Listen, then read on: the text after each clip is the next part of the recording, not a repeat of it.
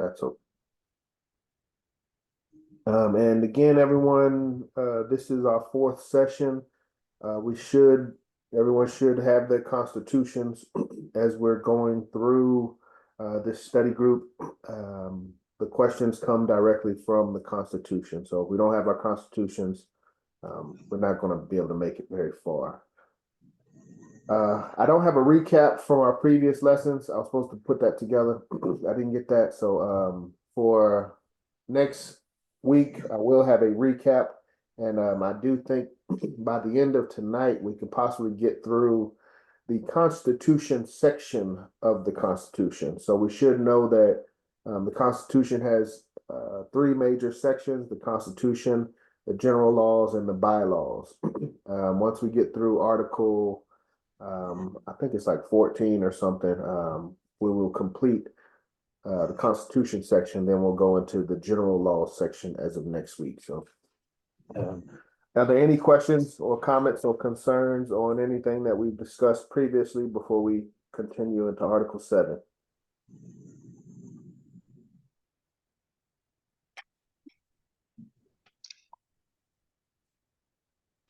Okay.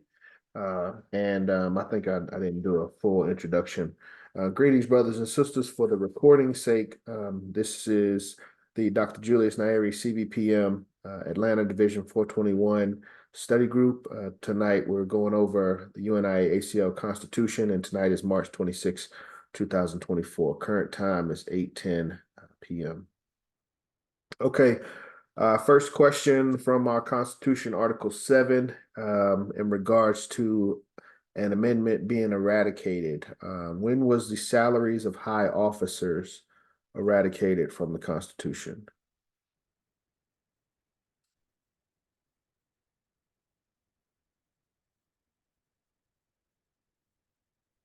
I did not see. You didn't see that? I didn't see that. Yeah. Article 7, you got Article 7?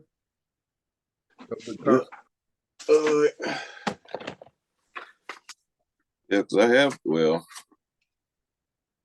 Article 7. You got a small Constitution, large Constitution. I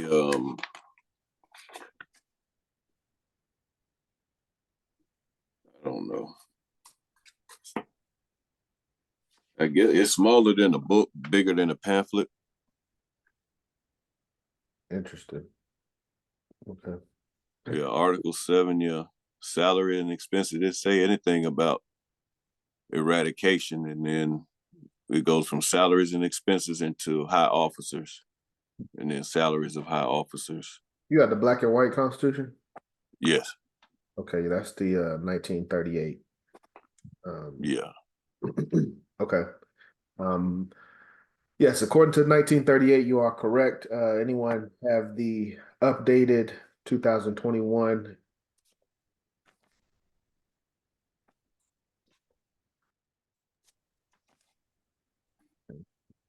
Everybody want to be quiet today? All right, we'll get started. I'll kick things off. All right, thank you. Article 7. I'm traveling, President John. I'm sorry at the moment. Thank you, Lady President. You say you're traveling? Yeah, I'm still in the city, but I'm just out and about. All right, no problem. Article 7, salaries and expenses, amended and eradicated August 2005. Again, for anyone that's been studying the Constitution, seen the Constitution, read the Constitution, and I'm talking the most recent, the 2021, a lot of amendments and eradications happened in 2005. So that's just something to keep in mind and to be aware of in regards to which portions of the Constitution are active. So, okay. Any questions or comments on salaries and expenses for high officers?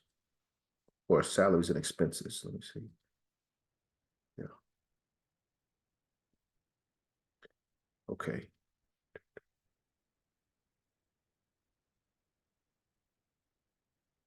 (2005). Next question in regards to local division officers. And I think this, the question is, who determines the salaries of local division officers? The local divisions, right? Yes, in essence, yes. Yeah. Let's see. So I don't know what I got there, but I'll read it here first. Salaries of divisional officers, officers of local divisions who give their entire time to the working of their local division shall receive for their services according to the ruling of the membership. So it technically says membership. I would argue leadership is a huge portion of that representation of such local divisions, and all such salaries shall be conditional on local divisions having at its disposal sufficient funds in its treasury to make payable of such possible. So currently that is a responsibility of local divisions. Any questions, comments on salaries of division officers?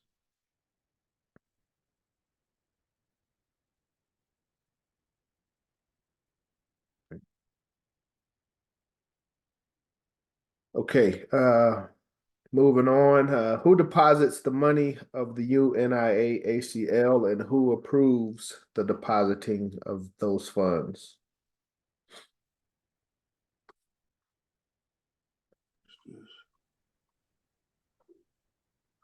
Uh, Who handles the money? Chancellor will now deposit the money. That's the Chancellor and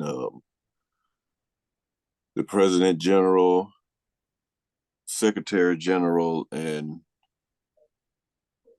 High Chancellor approves.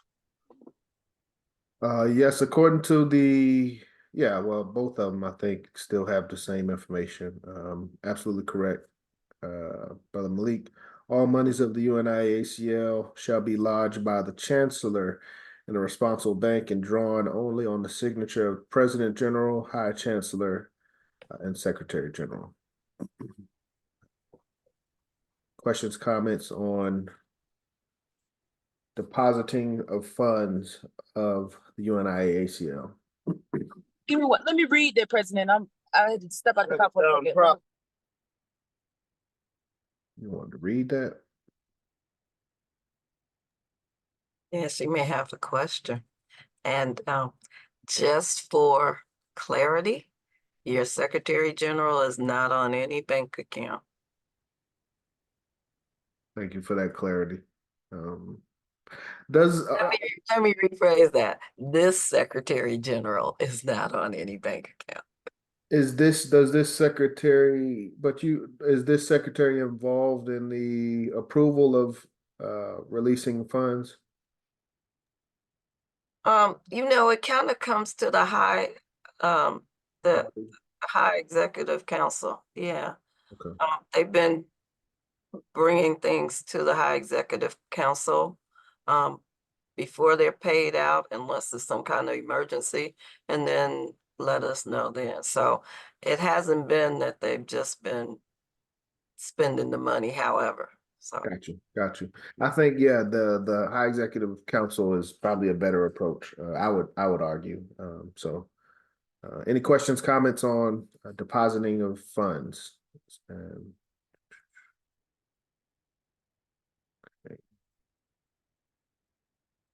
Hey, President, if you have any questions, please let me know.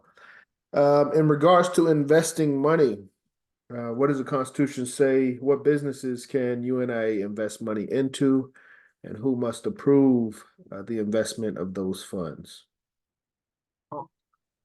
um, Secretary General, you got your hand up. I do, but it's for the previous question. Go I ahead. just wanted to add that as of August 2021, that under the VACA program, it's the High Chancellor is responsible for trying to be sure that our funds are held in a Black-owned bank in the United States. I got you. One second.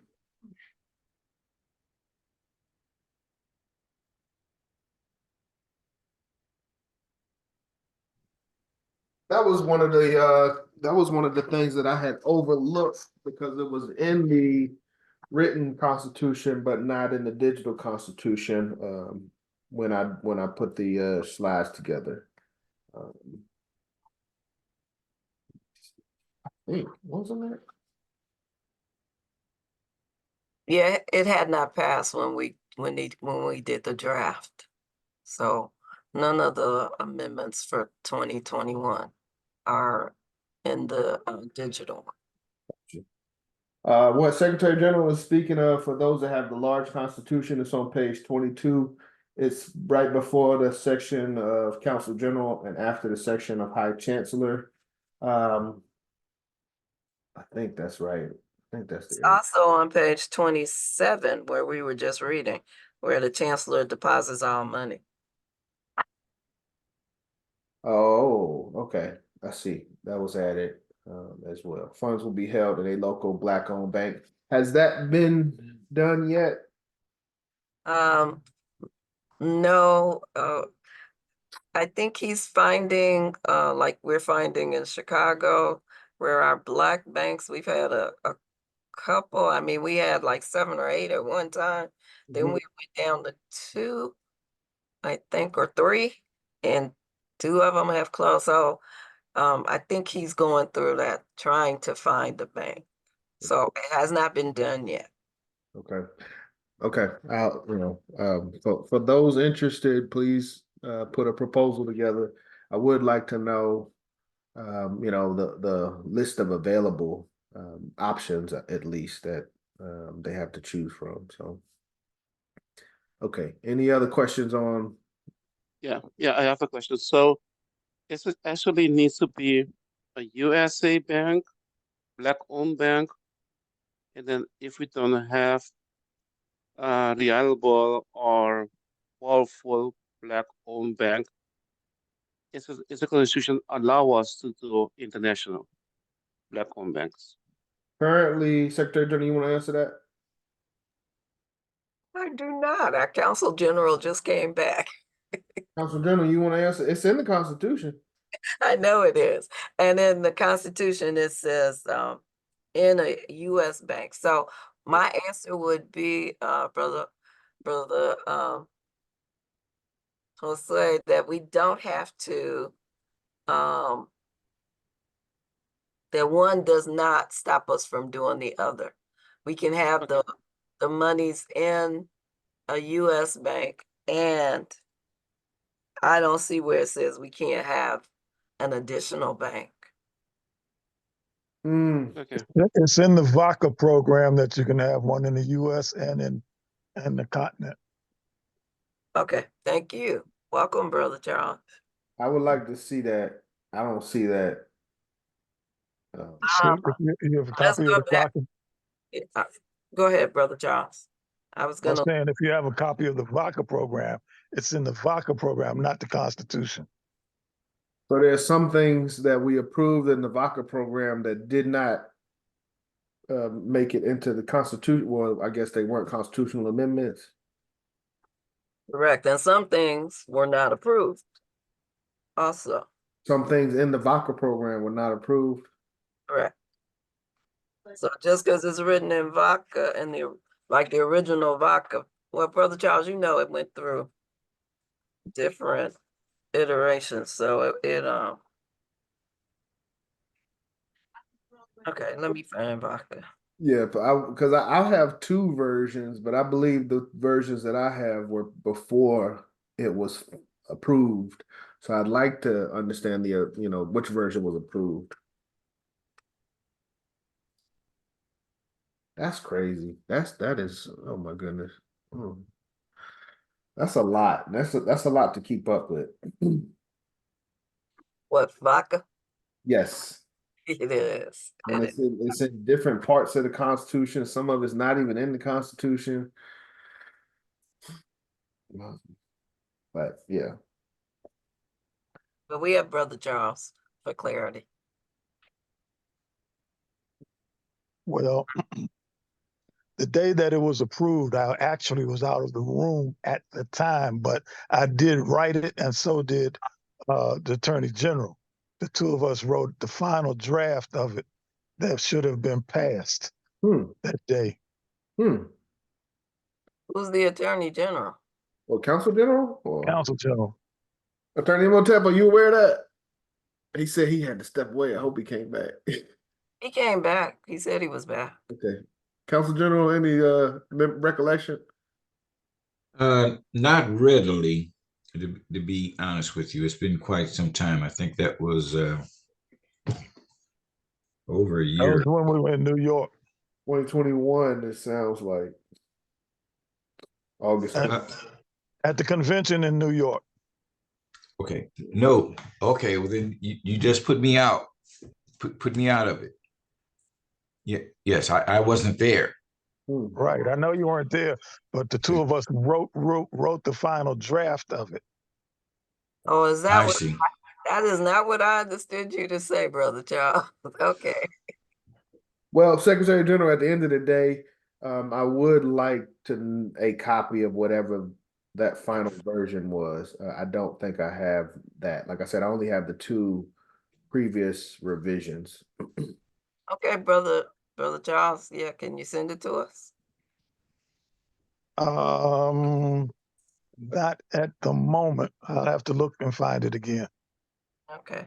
All right. So I'm looking at page 22, and again, it doesn't say anything. It gives more detail about the collection of the fees and what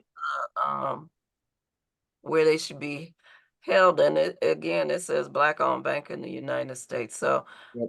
that's something we'll get clarity on, Brother Jose. From what I've seen, I've only seen, as Secretary General just read, Black-owned bank in the United States. I don't know, 'cause I know locally Citizens Trust here is Black-owned. Yes. Correct. And they mentioned some banks in DC, but the problem was they're in New York. Yeah. And it's I think it's One United. That's an online bank that's Black-owned. Yeah, they've gotten better, but Yeah, I, Greenwood.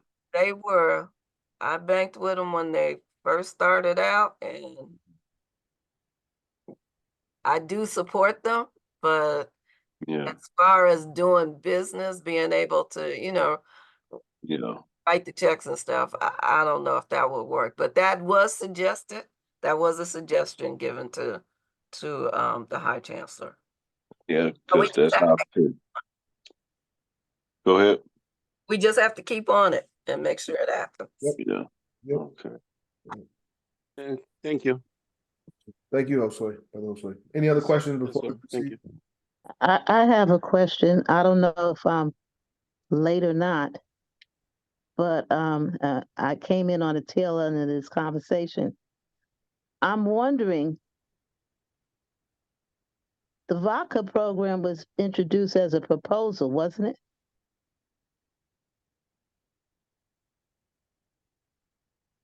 Secretary General, we would need just a confirmation on that. My recollection, well, it did not follow the format of an amendment. I can say that. That's what I thought. It was not submitted in the form of. Of an amendment, it wasn't. It was only a proposal, so therefore it should not be in the Constitution. I believe I'm in support of what you're saying.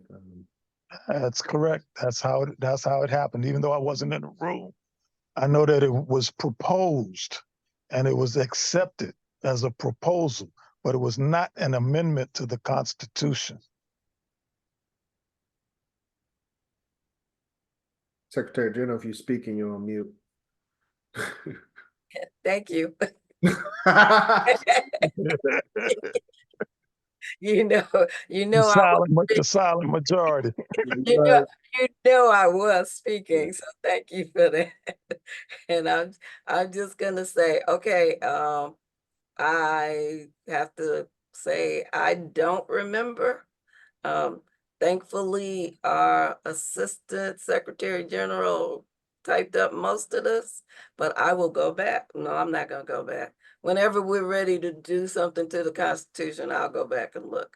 I got HEC coming up, so I'm not even gonna make that promise. But it keeps on being addressed as being a part of the Constitution, Because and it's in the that's not what it is. It is in the Constitution, so write a proposal that we take it out. Yes, that's what Okay, I will. Okay. But you know, did you see our deadline was yesterday? Okay. I thought it was the 31st. That's what I was told. Yeah, I sent that out this morning. Our deadline Okay. was yesterday. that was the extended deadline. Yeah. And that was the extended deadline, yes. So, okay, 31st, yeah. 31st. You know. You'll have it before the end of this week from us. Okay. Any other questions? Nope. Thank you, Sister Laureen. Oh, I was sharing. President, before you go, could you name that is our standing high chancellor for the people who don't know? Can you repeat Oh, that? you said who he is. She was saying who is our High Chancellor for those that don't know. And we all should, well, I don't even think, yeah, I do. Our High Chancellor is Brother Raymond Duguay, who also holds the position of First Assistant President General. We went over this slide in one of the previous meetings, but I do think that it's a good recurring slide, especially for this section when we're talking about offices of the High Council, and as Lady President alluded to, who's holding those positions, and also we should know that there are some open positions, and we need to get those positions filled. Thank you, Lady President. Any other questions? Yeah, those open positions were supposed to be filled according to the VACA program, 90 days. That didn't make it to the Constitution, did it? It is, no, it is in the Constitution. However, if it's just a proposal, we don't have to worry about it. So stop telling us we need to do VACA. If it's not an amendment or change to the Constitution, it's just a proposal, I'm good with it. But it's now written in the Constitution that we have now, right? But you can't go both ways, Sister Lorraine, now. I'm just asking you. I'm just saying. Yes, And it so is. it should be taken out. It is in there. Yes. So it should be taken out because it was not amended.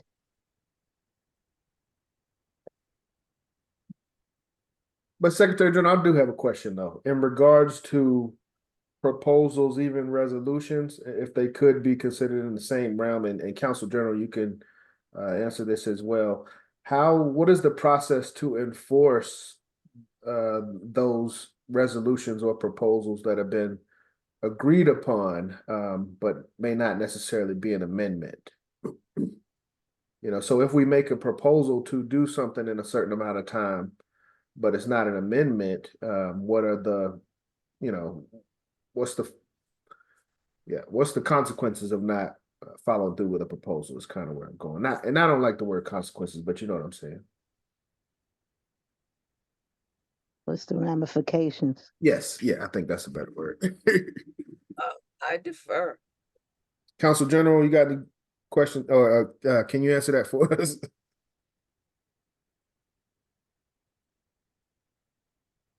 Are you on mute, sir? Yeah, Attorney Motel, you gotta be on mute. Step away. Come on now, we need you. Attorney Motel.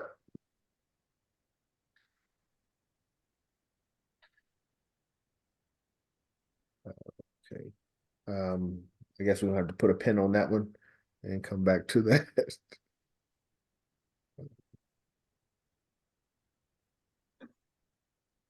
What were we just saying? Could you go back to that one again? I'm sorry, real Which one? quick. This one? The screen that you just had with the breakdown. Oh. This is my understanding, not necessarily. I think I did pull it from You should have there was a flow chart that has gone out. I hope our leadership has a copy of that. Give me 1 second, because I'd rather refer to that.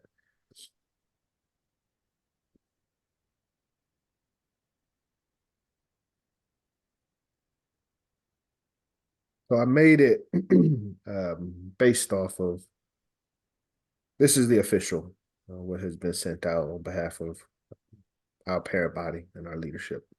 Mm-hmm.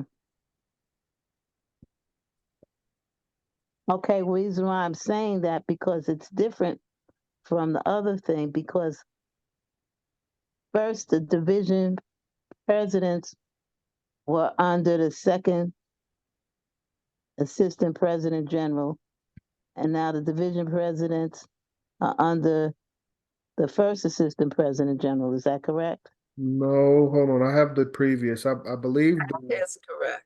That is correct. they were. What happened was Brother Raymond was the second assistant, and when he moved up, he wanted to keep that, or he kept that duty. I don't know what flow chart y'all have. Hold on. I want to. Yeah, it's sharing here. The previous one that I had division presidents underneath. The second assistant president general. No, this under first assistant PG. No, Now it is. this is when he became first. The previous flow chart, the election before the last election, he was Okay. second assistant. Okay, so prior to the 2021, this is right after the 2021 election. Oh, Right. 2021 Right. election. So this the previous flow chart, Brother Raymond was second assistant. Okay, I don't have that one. Okay. And Okay, he was over the division presidents, and he kept that duty when he moved up to first assistant. Okay. Sister Lorraine, you want to say something? Did that answer your question, Sister Lorraine? it does, but then it creates another question. So that means that any assistant president general can switch and choose whatever they want to? It does not mean that. It means that they came in with a new organizational plan and it was changed. To my understanding, that would be under the authority of President General to make that assignment as well. That's really how it happened. Raymond made the recommendation and the president general approved it. Yeah. It was not voted on.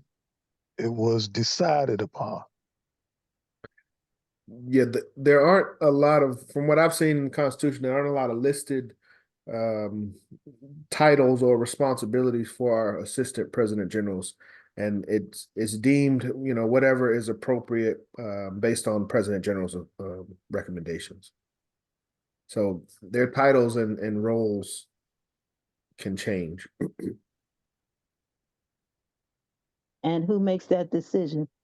That's that's nothing in the Constitution. It says that, right? No, President General has that authority. Yeah. I see.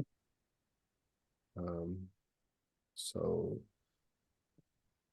briefly, I got a lot of stuff up here. Hold on.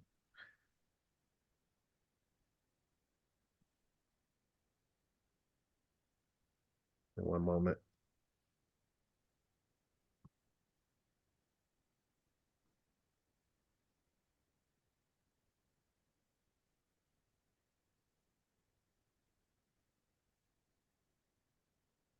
First Assistant President General. And I go from the 2005 for the most part. Shall assist President General in the performance of such duties of his office shall be assigned to him by the President General.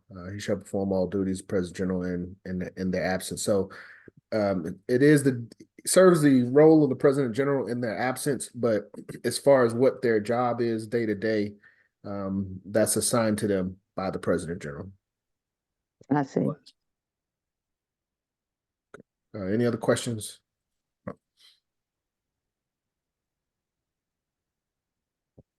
Okay, where were we?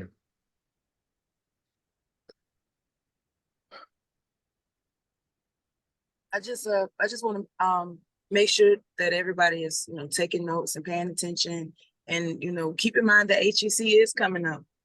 So if you have any questions, this is the time. This is why we have this course, so we can learn more about our Constitution and be more engaged in our government. So don't be, don't hesitate to ask any questions, and don't, just race first. Yeah, yeah, but as Lady President said, HEC is right around the corner. I've been privileged to be a part of the resolutions committee for the past 2 years, and I know last year part of the it was a bit of a misunderstanding as to what people were submitting. So we felt that it'd be a good idea to, let's go through the Constitution while we have an opportunity, and reinforce, the responsibility for each division to come up with resolutions, amendments, and proposals. So thank you for that reminder, Lady President. Race first. Okay, continuing Article 7, it's 8:39, about halfway through. What businesses can the UNIA invest money into, and who must approve the investment of those funds?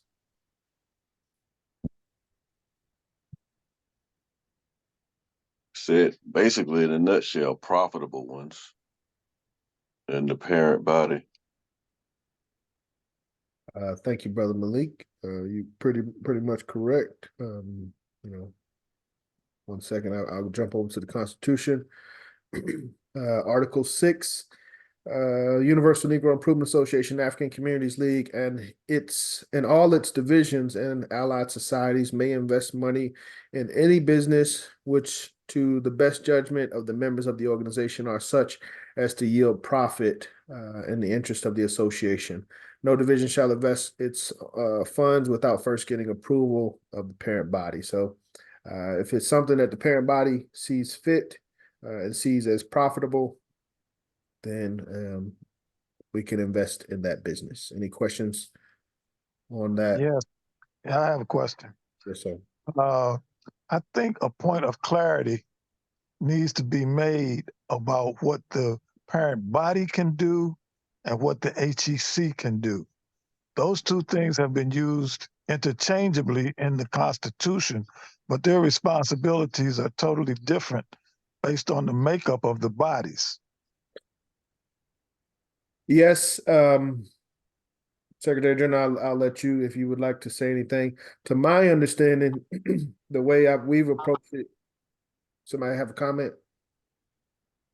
The way we've approached it is that's somewhat of a responsibility of us as leadership, as presidents, and as leadership, to kind of make that clear.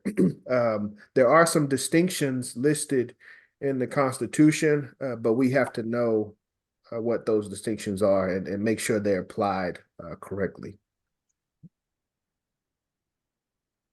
Secretary General or Counsel General, would y'all like to comment to that?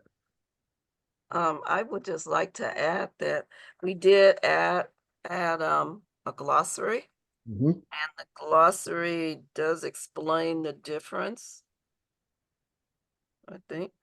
The I thought glossary, it explains what the parent body is yeah, explains and the high executive. It doesn't really explain the functions, but it explains the difference.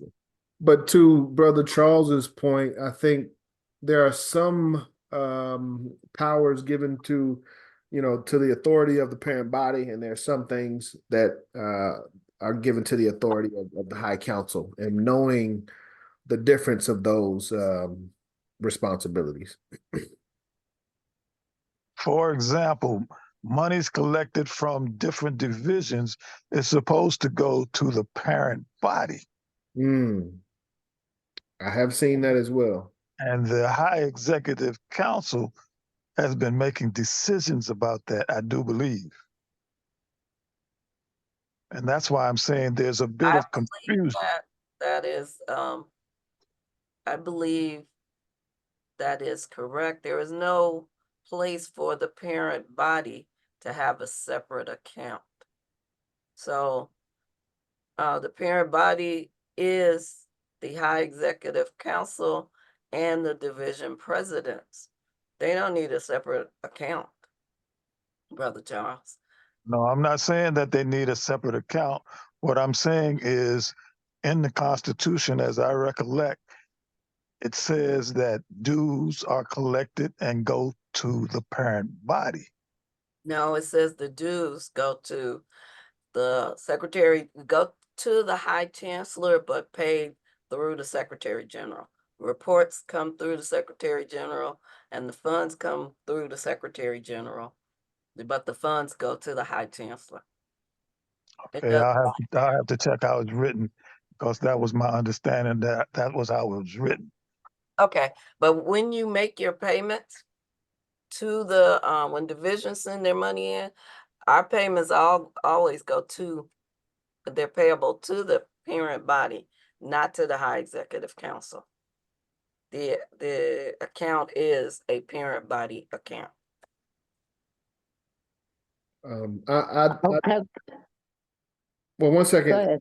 Lorraine, then I'll give it back to you. I do recall, I do have the same recollection as Brother Charles, and I would even and even if it's not necessarily payments to, the thought that I had or the memory that I had was the reports. What about reports? Should reports, financial reports, go to the parent body? Should division presidents know what, how other divisions are doing as far as membership and dues? Well, when we get to it, but my recollection is that reports come to the Secretary General. Okay, okay. From what we read, I'm in agreement with you, but I do remember what Brother Charles has mentioned, and I do remember seeing that and having that same opinion as well. Sister Lorraine, you have comment? Yes, my other concern was when Secretary General Brenda just said that the parent body consists of division parent presidents and the HEC. Yes. Okay, but there's never a time where the HEC and the presidents all are together as one. And in terms of meeting or discussing things, it's always whatever is relayed by somebody. And that was the problem that I had also when they didn't want lady presidents to be on the call necessarily with the presidents. And I'm saying that why not? Because lady presidents do as much work and sometimes more than the presidents do. I'm not saying that in all divisions, but they do a lot of work too. So they need to know the information firsthand. And I'm saying that if that's the case, that the parent body means presidents and the HEC combined. When do we meet? Because we don't. And then whatever is relayed or someone thinks is important to relay to the president, to the parent, to the presidents of the division, that's what's relayed. And if it doesn't get to us, then it just doesn't get to us. And that's been a problem from what I understand ever since I've held some sort of position, whether it was lady president, vice president, or president. I agree. I agree. It does appear that our parent body has been fractured to where we have our president's meeting and then we have our HEC meeting, but we don't have our parent body. Parent body meetings, right? And So also, where are the our two times district? Where are the district people? Commissioners, the The commissioners. district, the commissioners, because at one time the Sister commissioners Lorraine. were a part of.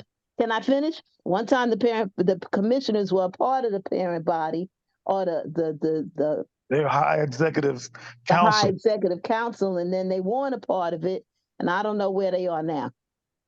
Okay, I'm finished. Okay, so I'm not gonna mess with the commissioners, but I'm gonna say that the first part of the first question you asked was about when when does the parent body come together? Parent body will be together at HEC. And it was, at first, HEC was just HEC members, then it was opened up to HEC and division presidents, and now it includes all of us, but division presidents are pretty much expected to be there, and that is a place where we can all be together. But I would suggest, and I agree with you, because it seemed like there was a point where we did meet together. I mean, we kind of discussed this in Philadelphia, like 2017, maybe. And the parent body, the presidents were there, and we were talking about the parent body and doing stuff. But that may be something that needs to be proposed, or a resolution, something to say that there should be at least one meeting a year with the parent body. I don't know. But these are things, as you see a need, that's what we're trying to ask people to submit right now. Yes, Okay, and that is my answer to you. yes. I agree. Okay. I agree. Where do you, how do you raise your hand to speak? Go ahead. Go ahead, Sister Mukaraba. Ever since I've been coming to meetings at high executive from the early like 1994, 5, 6, like that. Every president was at the high executive council meetings, and I do believe that that's what they were considered, the high executive council. But I don't think that over the years, I don't think that all the divisions have been at high executive council when they had their meetings, except when we went to convention. It kind of fell away, it seems like. But because I remember at first I didn't know my duties, and Brother Swahili man, I don't know his other name, said, "You supposed to be coming to the president, to those meetings." I said, "I didn't know, because no one let me know that I was supposed to come." And so that's when he corrected me about being involved with high executive council. Brother Wakili. Yeah, I'd like to have his contact again. I think Thank you. Brother Raymond has it, right? He's in Tanzania. Interesting. Yeah, that just brought another question to my mind, because we've gone over where it talks about high council. Let's see. Trying to figure out where it is. I thought we did. Brother John, I would like to ask that we get back on your schedule and stop being pulled all over. Okay. Okay. Okay. Thank you. All right, let's get back to the questions. So we'll continue. Next question is, what businesses? Oh yeah, we talked about that. UNIA can invest in businesses in which, to the best judgment of the members in the organization, are of such as to yield profit. But we have to have the approval of the parent body, and that's kind of what we started asking about, parent body, HEC. Next question, are divisions allowed to sell outside stock? And this is it's a trick question, I'll be honest. Yes. We got you, Brother Everett. Resolutions need to be turned in. No. Are divisions allowed to sell outside stock? No. No. Why you say that?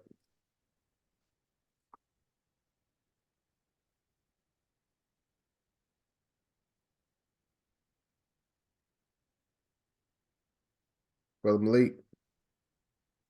Yeah, hold tight. Let that be light. Anybody else? Okay, help. It's Article 7. Article 7, Section 8. Yes, because selling stocks or shares of any personal or private concern or any such officer or member found guilty of such defense shall be suspended for 3 months. So it's a violation. Yes. Okay. So the reason why I say it's a trick question, it says we cannot use the meetings of the organization for selling of outside stock. So that's why I say, it's not explicit in just saying no, but it definitely says we cannot use the meetings of the organization for selling of outside stock. Any questions, comments, concerns? I'm gonna make a comment. I just want to say, since we are studying this, and for all the discrepancies that we noticed, let's pinpoint them for everyone. Pinpoint what you don't agree with, and then we can make a proposal about it later on. Secretary General said that we missed the date.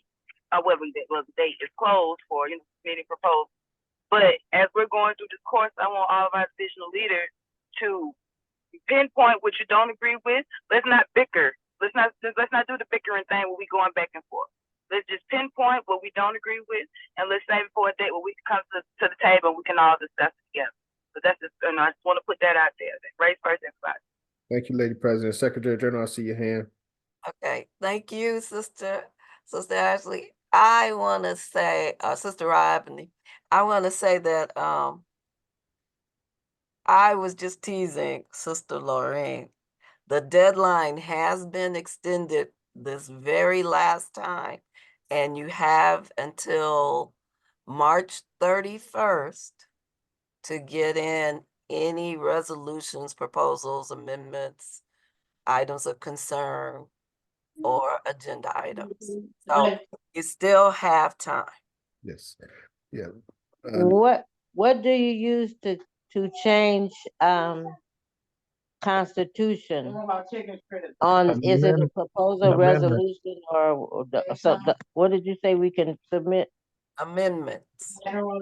So I have to submit an amendment for that. Amendment form, you're right. And then you use your proposals for policy? Or, because I think isn't proposal is different from a resolution. I was looking at that. Yes. Because a resolution isn't something that's necessarily a law, I think is what I read. Right. Resolutions and proposals are similar. I forgot the exact difference.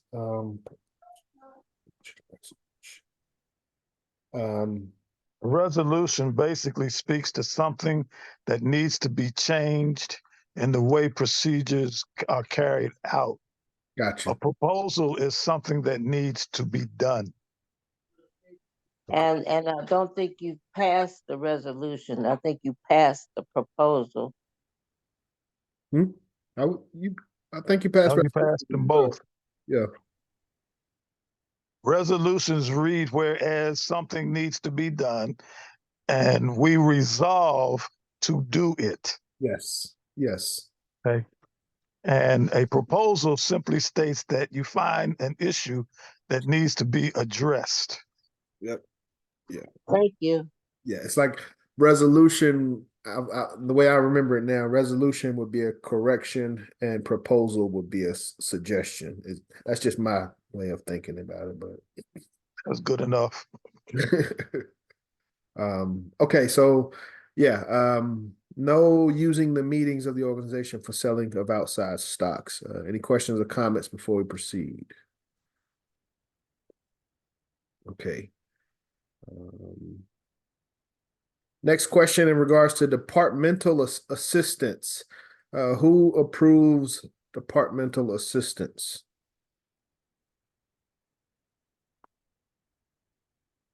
Is that like African Redemption Fund? That would Benevolence Fund? Those would be departments.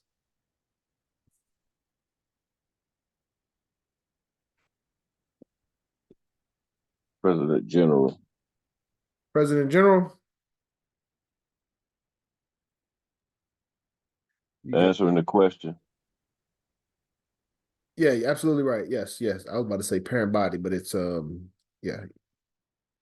No departments of the parent body shall employ an assistant for that department without first obtaining the approval of the President General.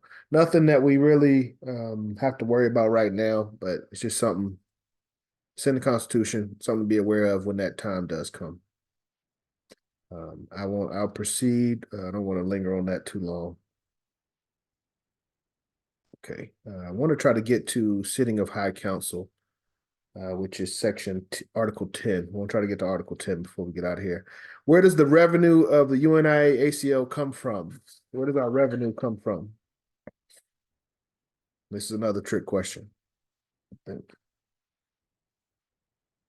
Can I respond, President John? Yes, Dr. Kuda.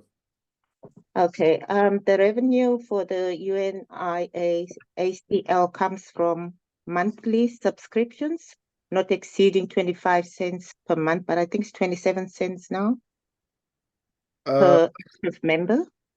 It's $3 a month now. Oh, okay, so I must have taken the old version response, and I'll correct that. It's $3. Yes. Okay, and donations, collections, gifts, profits from businesses, entertainments, functions, general amusements, and a deck tax of 10 cents per month. Absolutely. That is what. Probably our taxes too. Well, hold on, Sister Mukaraba. Dr. Kuda, what is the line right below that? Right below what you read, though. Division tax, is that the one you want me to No, give? Division tax is an it should be a annual. line above that. It's in red, I believe.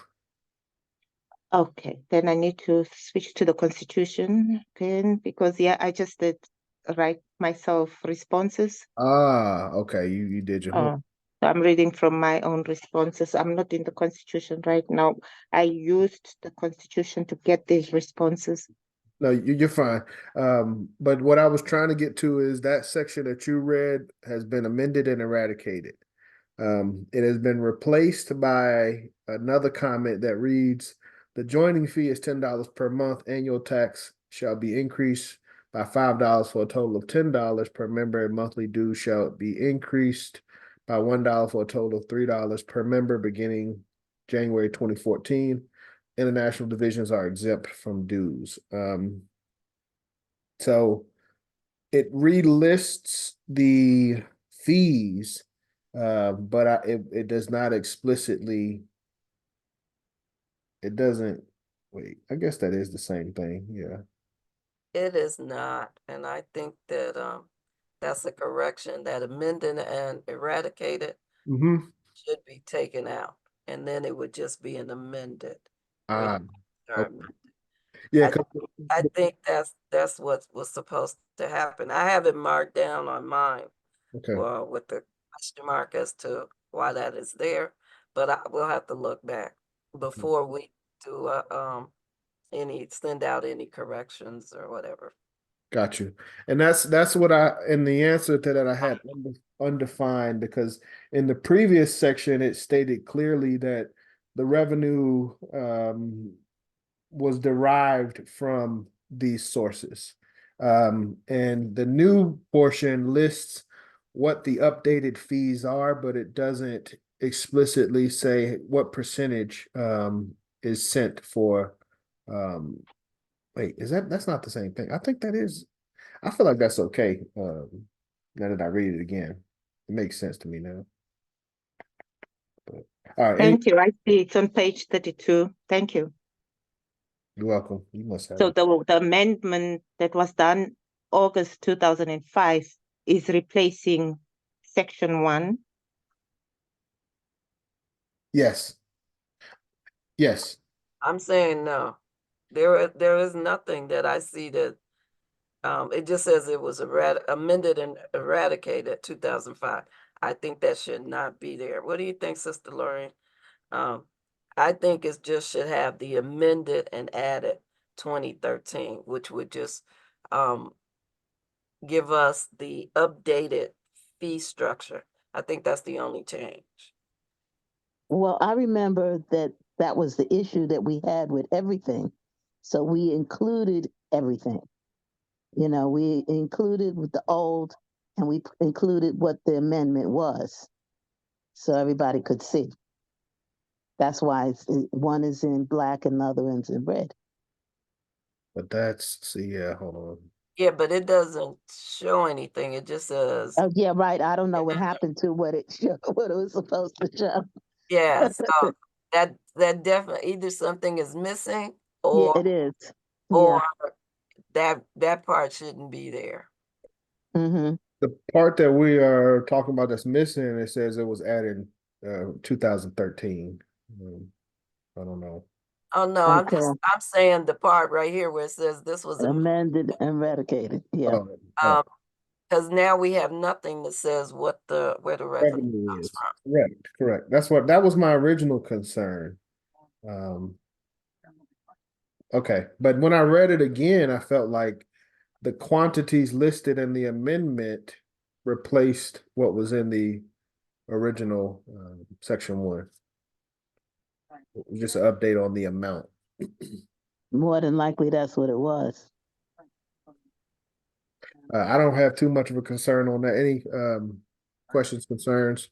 If you do have a concern, please make a proposal, resolution, and we can get that addressed. Next question, very important. I think we need a constitutional rewrite. There are a lot of things that. This committee too, Brother Charles. Say again? Weren't you on this committee too? Absolutely. Okay, be quiet. No, I'm saying that when I went back and reread what was done, I agree. Our committee needs to come back together and yes. Well, we went, but we got to go over what we actually have.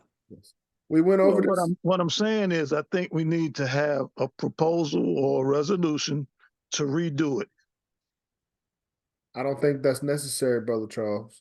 And who's going to pay for it? Well, These things were there's so many errors. $17 an issue. I mean, a copy. Well, anyway, that's a discussion for not for right here. That's all I'm saying, Brother Charles. Let's continue to study and not get off course. That's all I'm saying. We had a question in our first or second one of the lessons. How often the constitutional review is completed. So there is a portion in the Constitution early, Article 2. I don't think I have it. I don't think I have 5 years available. Yeah, every 5 years we're supposed to be having a constitutional review, and I would argue that would be another opportunity to make any updates, corrections, and provide a new constitution. So that would be, I believe, by 2026 or 2025. I'm not sure. Officially 2026. 2026, okay. So by 2025, we should be, working for our updates to be released 2026. So we're in 2024 now. It's right around the corner. I know, and I'll be quiet after this. It's really not updates, it's corrections that need to be addressed. And I don't know if we can have a book of corrections. Maybe that would be cheaper, Sister Brenda, until we can do a total book of updates. Yeah, because at this point, in time, there's a number of corrections that needs to be made. Still say that, this is not the place for the discussion. I got it. I hear you. And I'll be quiet after this. Okay. We'll keep going. 9:07. We got about 20 more minutes. We'll try to get through this quickly. Important question for our division leadership, especially financial officers. When is the division tax due, and how much is the annual division tax? $10, and it's due in January. What part of January? Um, the first, really. Yes, thank you. Thank Um, it's something I wanted to say. We, at one point, when we were doing Constitution revising, I have a copy I'll have to find that had like the black, red, and the green in it. It had like all three versions, Mhm. so you could compare them. And so I think I got that from Parent Body though, so they might have one around somewhere. But it's in color. It cost me so much to print it, the whole Constitution in red, black, and green, and everything. But I had to do it that way because the colors represented a certain uh, uh um year's version, you know. Yes, we've Uh, talked about that. We're sharing that version. That was the version that was updated as of March 2021. But then there were more updates that were released in August of 2021. So the printed constitutions that we have more updates than the digital one that was in red, black, and green. I don't. and the other thing that I noticed about the Constitution is that the large one is on going to be different pages than the small one, and so I think we should have one that's consistent with the page numbering and everything. And we need some copies because I had about 9 new members, I but understand. I'll get with the secretary. Yes, thank you, Mama Mukaraba. Annual tax is due first of the year. Let me see. So, it's in it's not in the digital version. Annual tax increased by $5 for a total of $10 each member beginning January 2024. So, we should, as divisions, we have responsibility to make sure we provide the funds for the $10 tax for each of our members as of January. And then it's our job as division leadership to make sure those individuals, pay those funds that we've already sent off. Any questions on annual tax? Yes. Yes, Brother Josue. So, Brother John, so to my understanding, that the international divisions like Division 100 in Curacao will pay $100 a year. Is that correct? And Well, then not a member.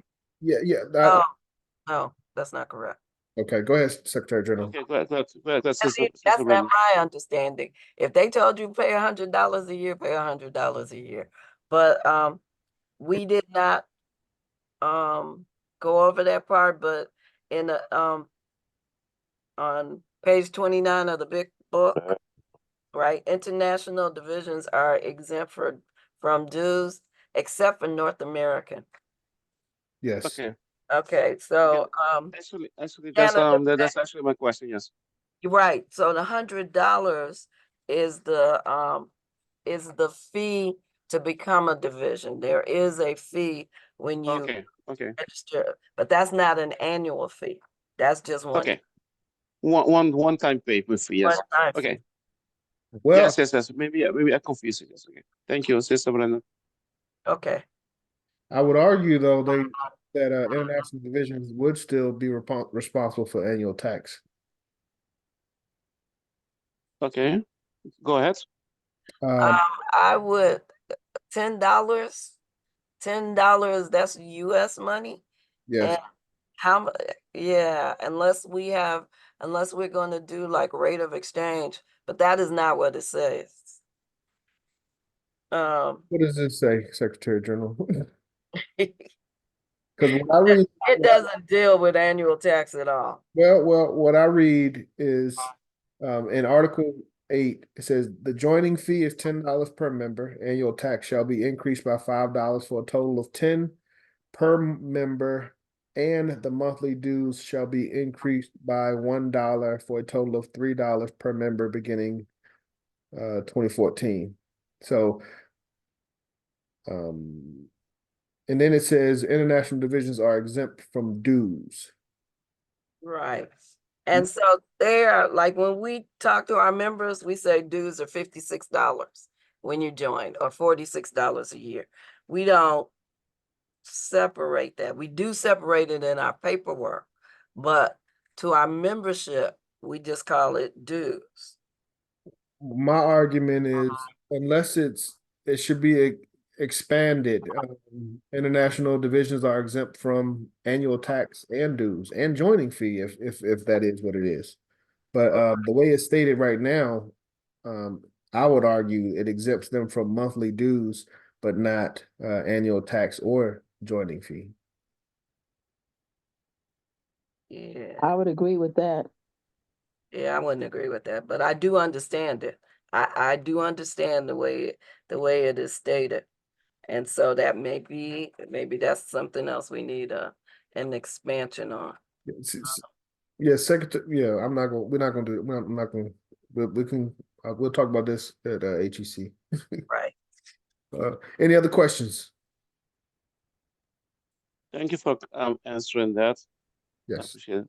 good question, Brother Josue. And that's the information that we need to know. We need to be building more international divisions, so we should understand the policy. What percentage of dues, fees, and profits are sent to the HC? I think that's High Chancellor. And that's specific. Dues, fees, and profits. What percentage of dues, fees, and profits are sent to High Chancellor? And it says to the High Chancellor through the Office of the Secretary General. Yes. For those of you who didn't believe me. Make that clear. It wasn't going like that though. It was going to him, and then you got a copy or something. No, it wasn't. Back when we were doing it by paper, or where we were mailing them in by hand before we started any electronics, everything came to the Secretary General, and then the Secretary General forwarded those money orders and checks to the High Chancellor. So reports came to the Secretary General's office. We had to make 2 reports. We had to do one for Secretary General and one for the High Chancellor. Well, now you don't. You do one and you just copy the High Chancellor. Yeah, now we do one. But Oh, you saying that you are, that's because you Ross, would not send yours in timely and send us that big book of. Okay. Had to show we was doing some work, you know. Yeah, you were doing some work. All right. Okay. What percentage of dues and profits? 15. 15? Yeah. 15. I thought it was 30%. 20%. It was originally 20%. Yeah, 1/5 is yeah. 20%. So he's in the 1938 Constitution, it's got 1/5. In the 2005 updates, it was increased to 30%. So Okay, so I need to get an updated version. So it went from 1/5 to 1/3. went from 20% to 30%. To 30%. Yeah, okay. And that is 30% of our monthly subscriptions, which is member dues, subscription dues, joining fee, 30% of our joining fee, and net profits from local businesses under control of said division. So if we had any businesses per constitution, we would be expected to provide 30% of that profit to our High Chancellor. Questions? Now the joining fee, when I was doing the reports, the joining fee, we sent the whole $10 to the You should not. body. You should not be doing that. I Oh, think that's what you Yes, told they me. did. They did have at one point they did yeah. have it was, to me, it was an error in the form itself, but it did ask you to send the entire joining fee. But But it's now been- the division keeps $7 and the parent body gets $3. Yes. Oh, we got some money coming. You got to put in a proposal, a resolution. Get the money back. Any other questions on percentage to High Chancellor? 9:20. We got about 10 minutes. We are not gonna make it as far as I thought we would have. 30%. What percentage of funds goes to the division for an event? If division has a successful event, what percentage of funds should go back to the division?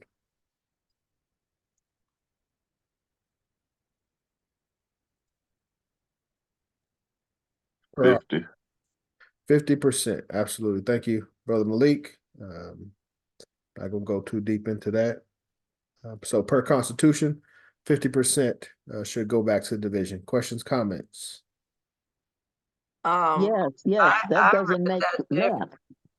I read Secretary General, go ahead. Where is that? I read that. Net proceeds to divisions, section, it's Don't listed as throw section stuff. 20. I'll bring it up. Oh, I think you all are ahead of me. I want to point out that on page 29, no, that's not it. I'm looking, okay. On page 29, there was a question about when the money was due, the tax was due. Yes. And it says that the tax shall be levied on every member each and every year, payable on the 1st of January.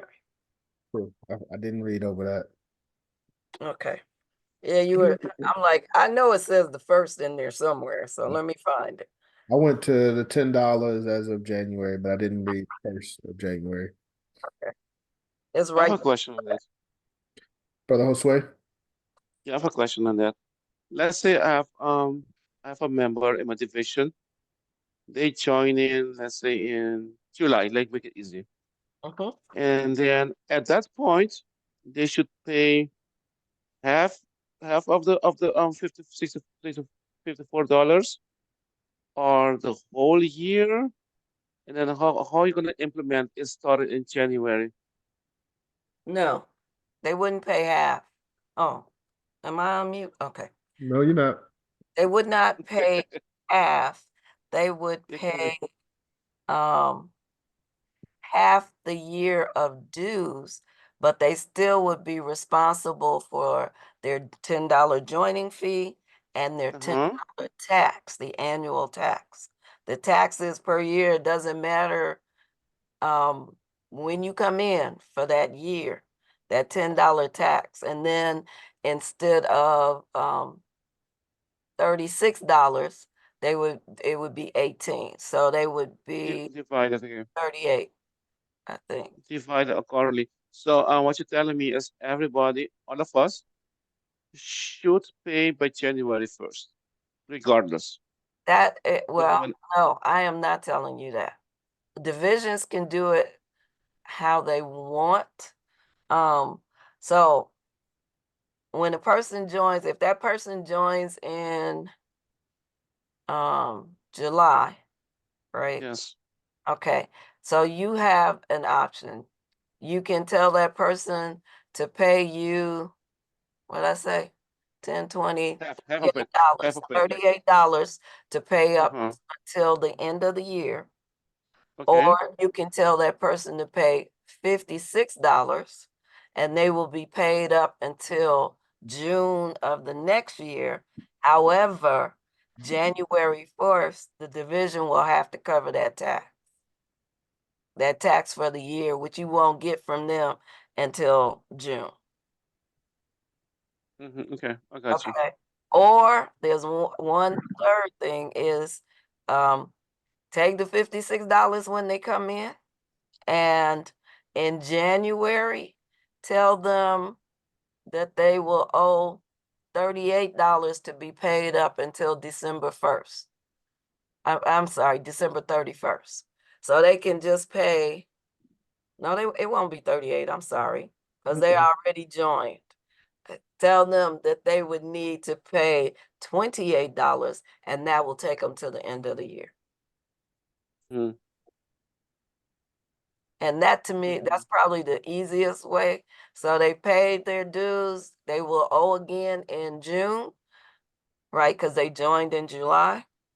So they paid up through June, or so they'll owe actually July 1st. And so you can tell them that in January that you're trying to get everybody on the same schedule, and that they can pay that $28 and be paid up through whatever year it is, like this year. That would be a lot of work for you, as people Not for register me. in March, June, and August. That would be a lot of administration. Yeah. Wow. Not for me. Your treasurer or financial secretary is supposed to keep track of that. They just send me the reports. 10-4. I got you. Yes. I got you. Yeah. Not Okay. easy. Thank you, Sister Brenda. Okay. Okay, we got about 5 minutes. We got through the 50%. I think we can make it to the question that I wanted to get to. Section 10 only has one question. It's sitting of High Council. Yeah.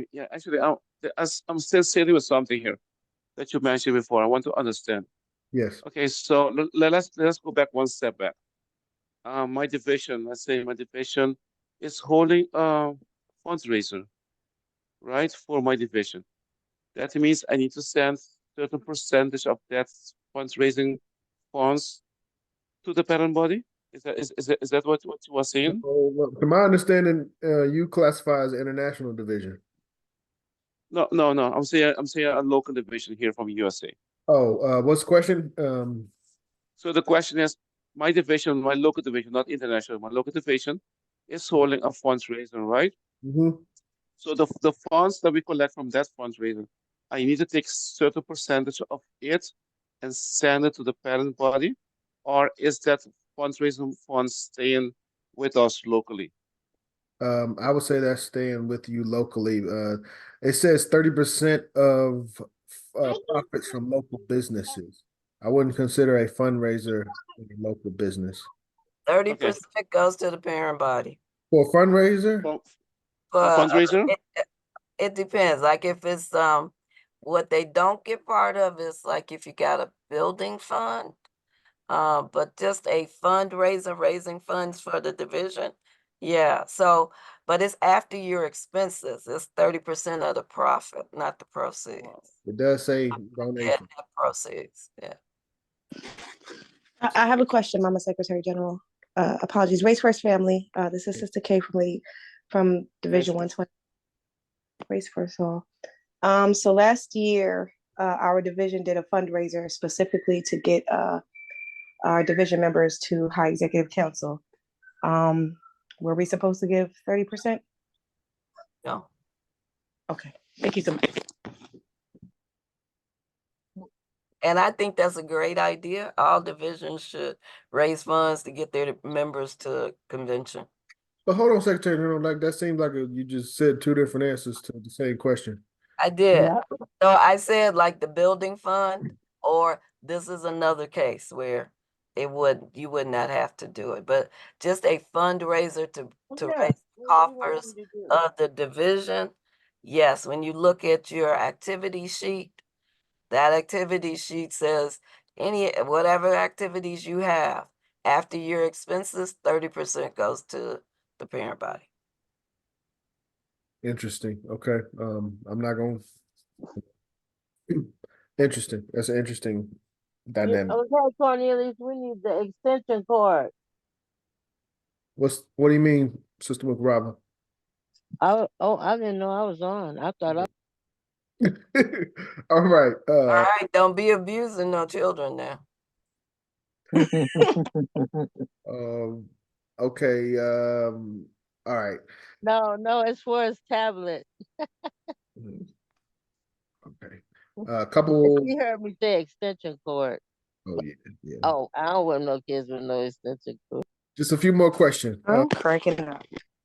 According to the Constitution, how many different types of members are there in the UNIA, and what is the difference?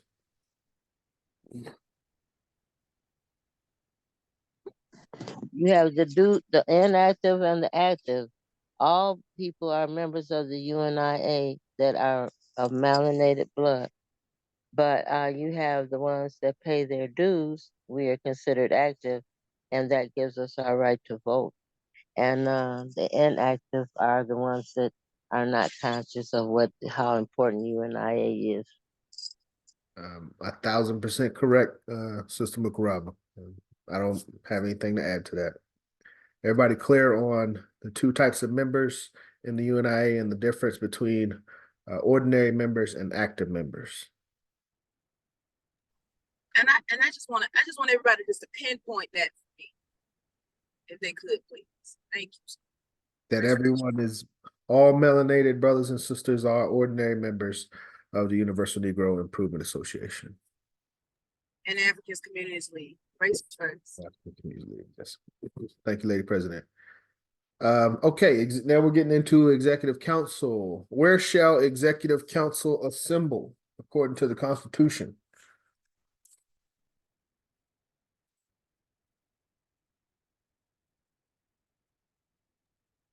At the headquarters of the association? That's a good answer.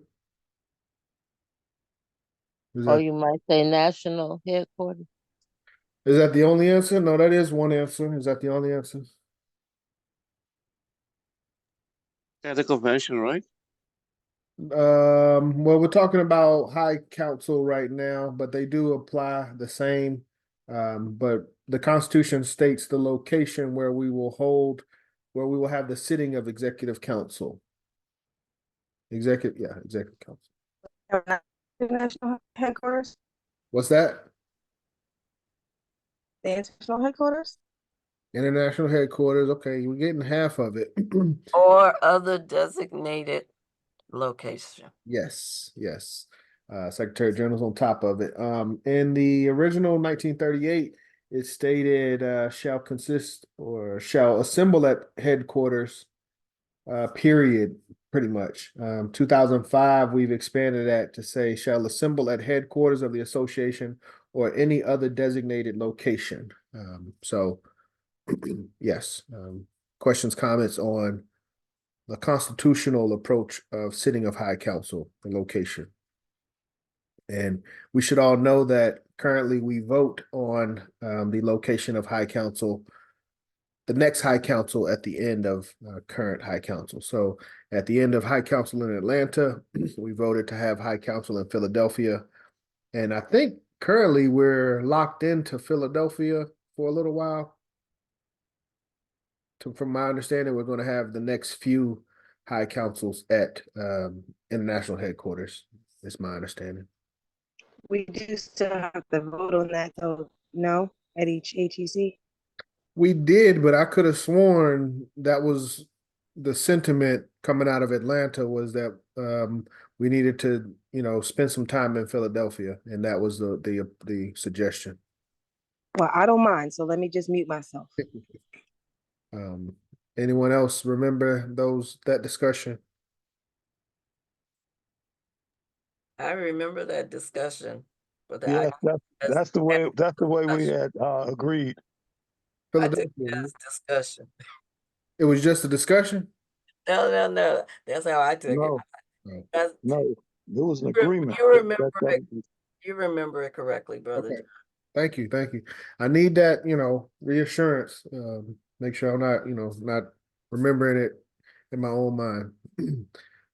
Thank you. So, per Constitution, Executive Council shall assemble at the headquarters of the association or any other designated location. This year, we will be convening at Philadelphia in just a few weeks. Who shall be the chairman of Executive Council per the Constitution? President General?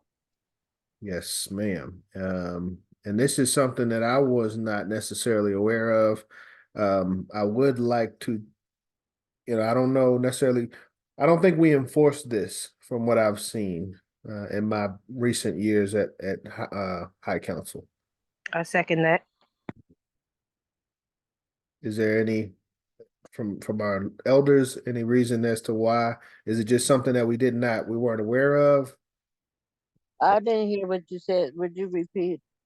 The chairman of executive council is supposed to be the president general. And I don't even know if their brother Shaka, was he the chairman or just the moderator? And I don't know if we're creating things. I think he was just a sergeant of arms. He wasn't sergeant. He was like speaker. They chose him to Oh, moderator. moderate. Yeah. So we could technically say that the president general was still the chairman, even though was definitely in control. well, yes, I understand that.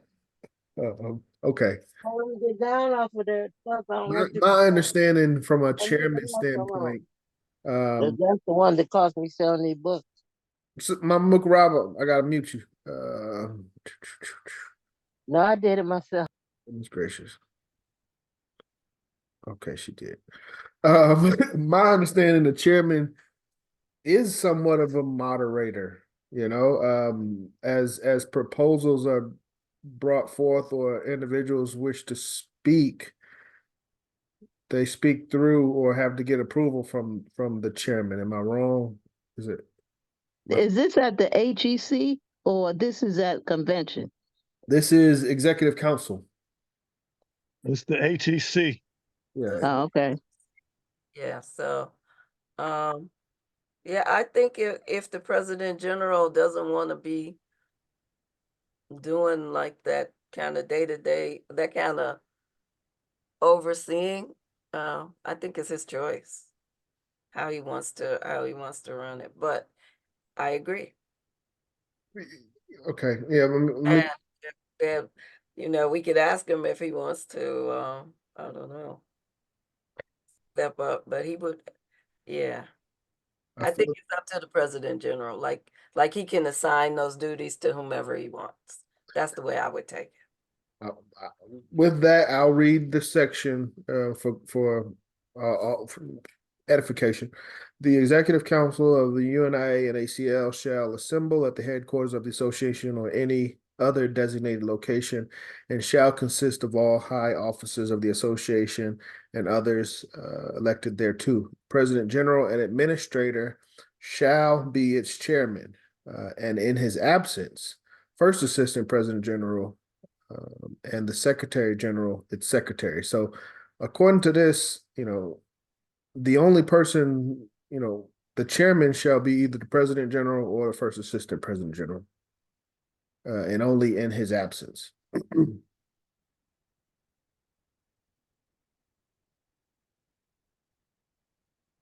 I would say probably no one pays attention to those details. Okay. That would be the option. I can understand that, but that is my reading of it. Is these are the two individuals that have a responsibility to hold that position. Yeah, and there's only one, and only in the absence of President General will the First Assistant President General have that position. And I agree with you. I agree with the Constitution. I still say though, that if the President General wants to assign some duties to another person, he has that right. I should. He has that right as of through what? Executive privilege, I think they call it. As the President General, as you were saying about like assigning the duties to the other assistant presidents general, or Delegating responsibility. as the chairman, I can decide that I want you to read off all the I want you to MC because I don't want to stand up. I'm just there. I mean, I'm there. I would just say that I don't think that the way it was done is in violation. I think that he has that right. He's the chairman. Yes, and I would agree also here. That's something that the chairman can do. He's the chairman and he's running the meeting and he can designate um, someone to be the moderator or any other designation. That's something within the power of the chairman. Okay. Thank you, Council General. Thank you, Council General. It is not. Right. And forgive me. Uh, I, upon further recollection,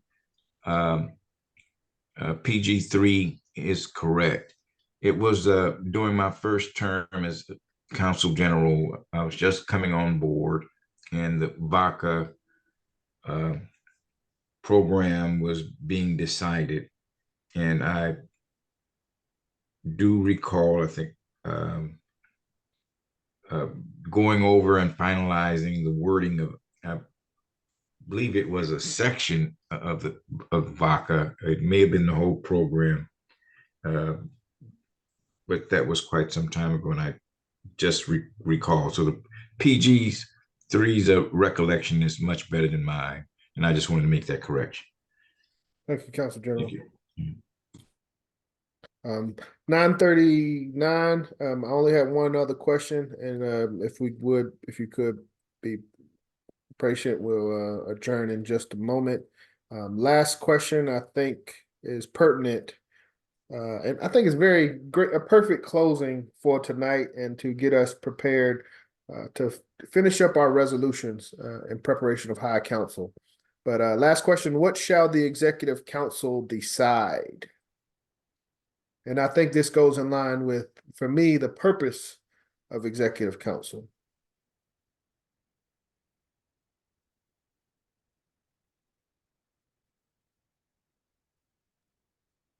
Policy. Policy, Mm-hmm. yes. I would say we have to look at, that would be kind of like a state of the union, a state of what's going on in the world, and us to make relevant policies that will address the needs of the people and political moves and financial moves. Good And answer, Mama. that's okay. Thank you. Thank you, Sister McGraw. Anyone else? Anybody got the Constitution on what the Constitution says that the Executive Council will decide? What I have captured is that the Executive Council decides on all questions arising between divisions and subordinate societies, appeals, international questions, and all matters affecting the good and welfare of the organization and its members at large during convention period. Yes, ma'am. Absolutely. Thank you, Dr. Kuda. Straight from the Constitution. So High Executive Council is, the way I understand it, our opportunity to have questions answered on behalf of our divisions. So that is the purpose of our resolutions, amendments, proposals, items of concern, is to be addressed at Executive Council. And one thing, Secretary General, I have a concern of is that recent policy that stated that resolutions or amendments could not be brought back to Executive Council floor if they went to convention. I do feel that, I guess the proposals can be rewritten, but the silencing of those concerns, I feel, is unconstitutional.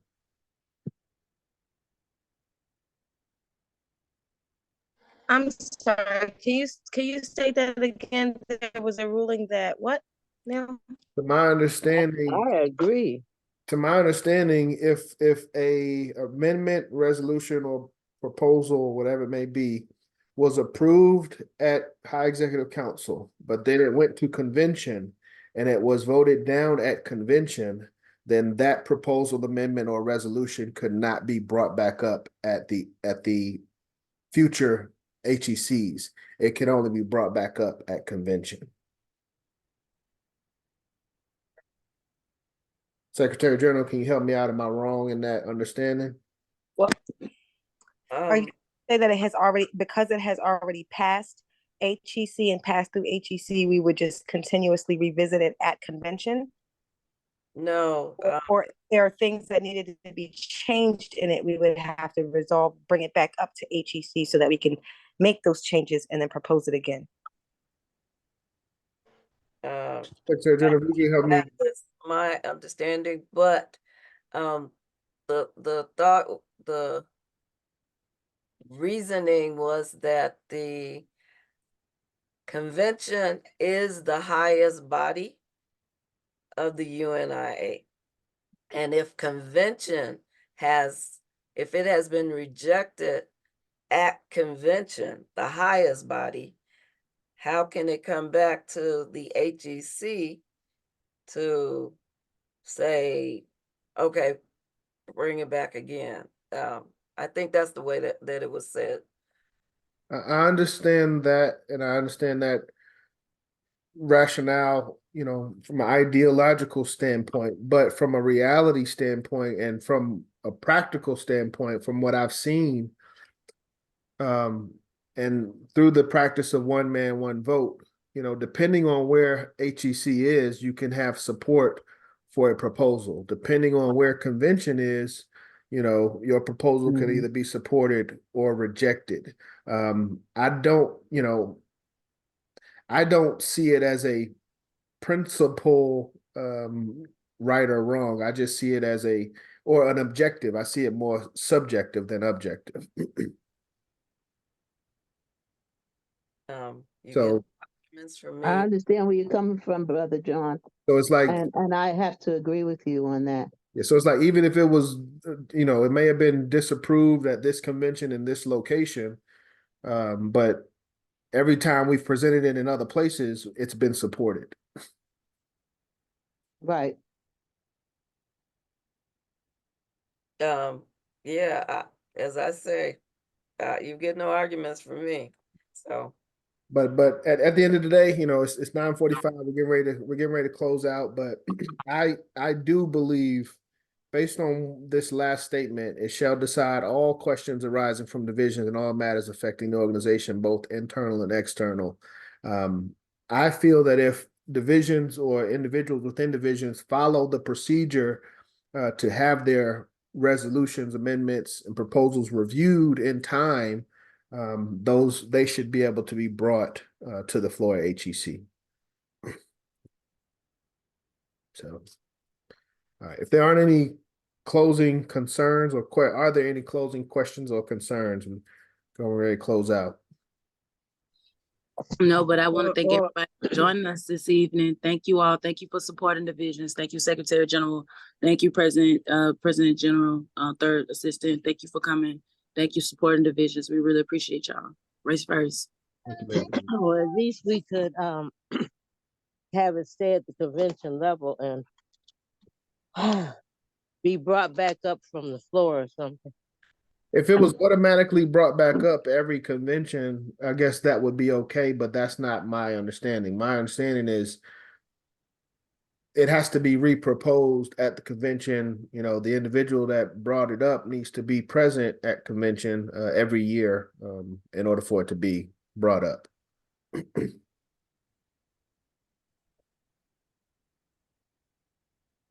I have a question about that. Just what you just said just now. Go ahead, brother Eric. It has to be you just said it had to, hold on, let me turn up the volume. You said it has to be the same person who presented it the first time. So like if you presented something at this coming one and then you weren't able to make it to the second one, but you had like you can't send it ahead like for you. You have to be there to represent the same idea in person the same way you did the first time. Technically, no, but I would argue yes. Because you have to be able to articulate the proposal. Any question that comes up, you know, the people that didn't write the proposal will have a difficult time answering that question. I get what you're saying. You're saying just for not like that's the only, not like a rule. I thought you were saying it like that was a rule that was there, but you're saying it just as a good practice because who would better present something than the person who came up with it? Yeah, I've rarely seen proposals get through without the person that brought the proposal there to articulate and defend it. Do you Well, think that happened with Brother Imamu. He submitted it to I think President, and the President presented it to the body, and it got approved. Now that's one where it got approved. But if it had been rejected, I think it should have been able to been presented again by whoever presented it for him. I could see that? That Yeah. makes sense. And yeah, I also see the other side. proposal that was for third assistant PG. Yes, I think if I remember right, it was for trustees. Really? Yes, And that was at HEC? yes. Wow. Okay. I don't remember that. Oh. Yeah. He had the only proposal that was accepted. Trustees for international headquarters. Yes. Where do you know where we are? That was the one that was accepted. He had another one. I was about to say because we don't have trustees. I don't think that was the one, but I would have to look back because I really don't remember them per se. I remember them. One of them was from Brother Shaka. I thought it was Brother Shaka, but it was the census. To have the census. One was the travel, and the third one was another international headquarters fundraiser. To my understanding, those were the three. Well, I'm thinking convention now. Those were approved at convention.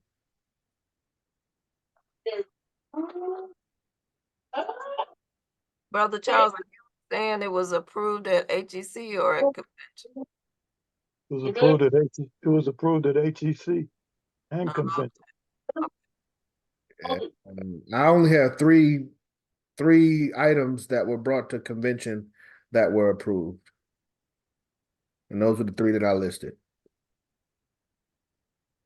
And in regards to any trustee situation, I have not been made aware that we are working on that.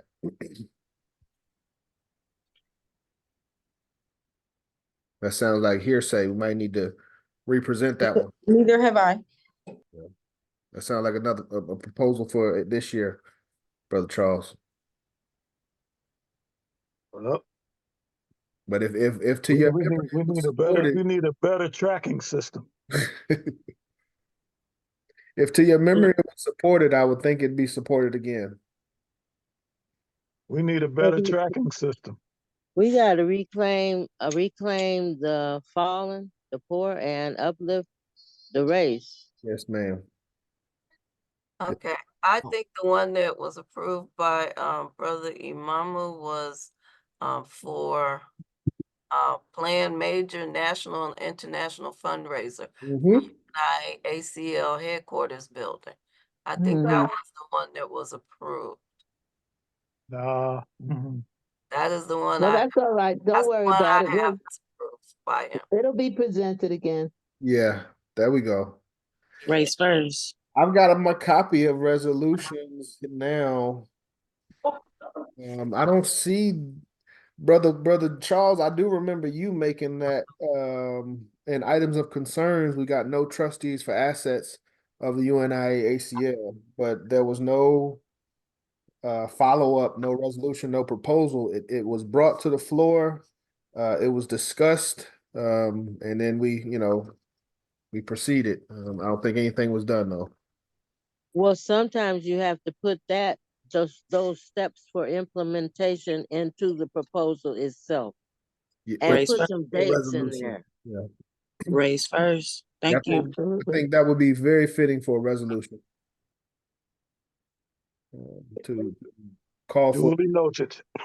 call for the establishment of a trust to be implemented immediately. So any other Well, questions? Okay. the other point to that is that President General had asked the Attorney General to take a look at creating the trust.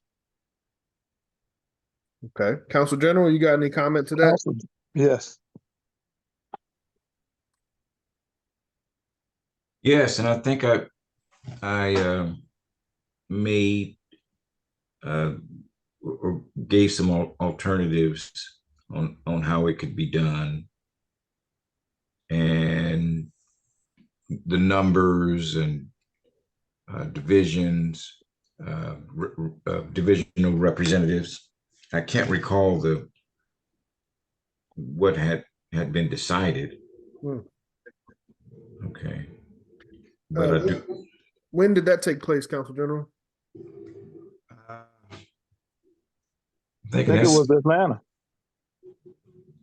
That was at the AGC then.